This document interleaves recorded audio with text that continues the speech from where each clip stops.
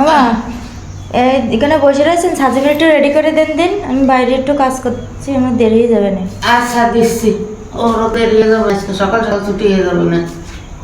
ভালো করে লেখাপড়া করো ভাইয়া, হ্যাঁ আমাদের করবেন পাতুর বাবু থাকবো, বুঝছো?